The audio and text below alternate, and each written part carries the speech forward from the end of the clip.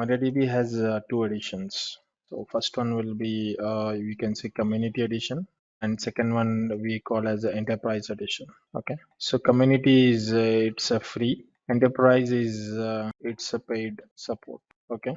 And again, the differences is for every regular interval you will get patches for enterprise, regular patch for enterprise, and second thing is you can create a ticket, zero ticket for MariaDB support.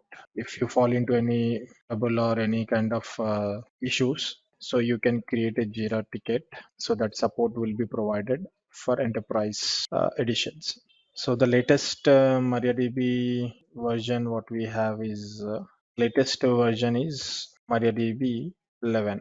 Okay, so let us start with basic installation, how to download software. Okay, just log on to mariadb.com here, and here you can see community. So click on this version. You can see latest version it is given here. So 10.11.2. This is 11 is the version. 10.11.2 which I have selected here. If you have any doubts on MariaDB version, so simply you can click on MariaDB version list. So you just click on MariaDB server releases. You can see this MariaDB on MariaDB website on knowledge based. You can get all the details. Here you can read all the details. If you have any questions, if you want to troubleshoot any database, so you can read out all the details and you can work accordingly. So the best suggestion is just open this knowledge base. You will get all the details. So as we said, MariaDB 11 is the latest version. Okay. So remember, whenever you want to download database for your production, so always look for LTS. LTS is nothing but long-term stable release. So you can see this short term it is written here, long term is written here, long term. So long term, short term differences is the end of life. End of life for a software will be, see here you can see short term is 23 until maintained until November 23. See now it's all it is 23 only this year. For long term, the benefits is it will not be end of life, and the upgrades you can, if you don't want to do any upgrades and all, then that will work fine. There is no issue. So always look for long term stable release. That means end of the support. Short term, we do not get any security patches and all. For long term, we will get Yes, security patches exactly. and all till that date. Okay. Yeah, and suppose until November 23 means yeah, you will not able to do anything with that. You need to upgrade the database simply. Okay, out of support. So I have if you want to download, just you can also click on this button. You can see this release MariaDB 10 point release notes changes. So I'll click on this. You can see changes and improvements, so you will get all the details, upgrade between major MariaDB versions. You'll get all the details here. Okay. So here you can see download. Just click on download option. So when you click on download option, again, you will go to the same website, mariadb.com downloads. Okay. I'm here. If you click on, see, we are here at the same page. Okay. So now it is redirect to the same 11.10.11.2. Now you need to click on which server you want. Windows 64-bit. Okay, you can check most Windows operating system is 64-bit. So if I open my, so I can check my operating system here, properties. So I have RAM is 8 GB RAM, and you can see the system type is 64-bit operating system, x64 based processor. So every time if you want to download, you can use x64. So in Windows it is very easy. Just simply we can go to properties and we can check all this Windows operating system details. Whereas coming to operating system, we need to run some commands to get all these details. So those are some basic commands we'll see later. Okay, yeah, I'll close this one now. Yeah, so it is a 64 one. So simply you go MS Windows 64-bit. Okay, and then you can click on download. Okay, so once you download, it will start downloading. So I already downloaded this software. uh, I can show you here. See, MariaDB 10.11. This is MSI package. Okay, so just open, double click on this, so you can start installing this process. Again here, types of installation again here. Okay, Windows installation. So one is with MSI package, and another one we call as a source files. Okay, source file is simply you will download the binaries. You'll simply download the binaries file.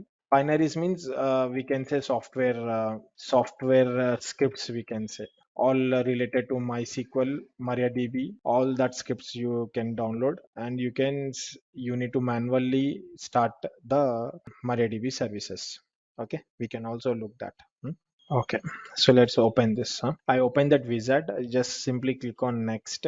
This, click on next. You can see what we have, database instance, client progress, backup utilities, development components, third party tools, Hild SQL. Okay, location.